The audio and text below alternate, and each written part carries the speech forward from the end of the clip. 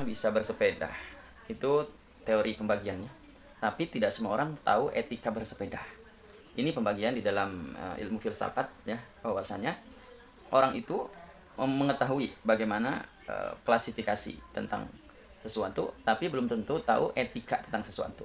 Ya, kita bahas hari ini masukkan ke dalam apa yang dikaji oleh Imaduddin yang sangat-sangat sekali bertentangan dengan konsep prinsip pendidikan, prinsip filsafat dan apapun. Kita ketahui bersama bahwasanya ya studi kebenaran itu, menguji kebenaran itu terbagi ke dalam 3. Kebenaran itu ada 3. Ingat-ingat ya Imaduddin ya. Kebenaran pertama adalah kebenaran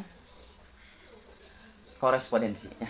Kalau disebutnya tuh kebenaran yang ittisal, yang bersambung dengan sesuatu, yang ada sesuatu, yang ada tanda-tandanya, ada fakta-faktanya. Contoh, kebenaran bahwasanya Jakarta adalah ibu kota Indonesia dibuktikan dengan ya adanya Monas, di situ ada pusat pemerintahan.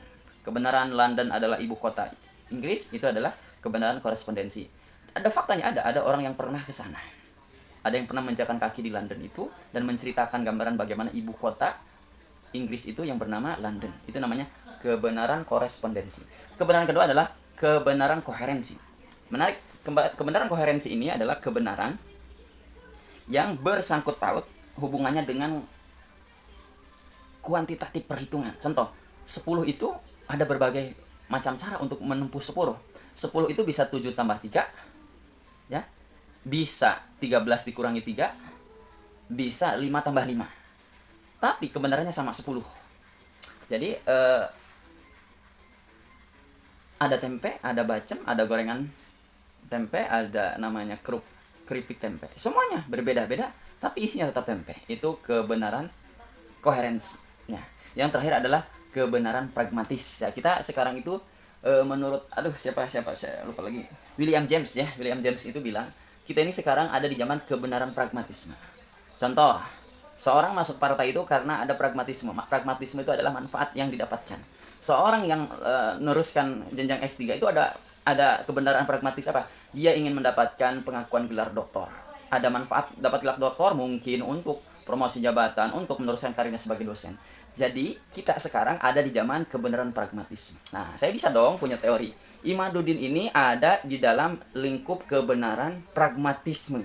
Dia tidak tahu bahwasanya penelitian dia, yang menurut dia penelitian atau kelakuan perbuatan dia itu termanfaatkan, terpragmatiskan oleh orang-orang tertentu. Contoh, dengan menafikan, membatalkan nasab Ba'alawi, itu akan membuat manfaat orang-orang yang anti Ba'alawi, anti dengan hegemoni habaib, termanfaatkan. Contoh, ketika suara Anies Baswedan itu berpengaruh sekali jadi menang di DKI Jakarta tahun-tahun kemarin, yaitu sebelum Pilgub sekarang, karena ada suara daripada salah satu tokoh habaib, contoh Ba'alawi.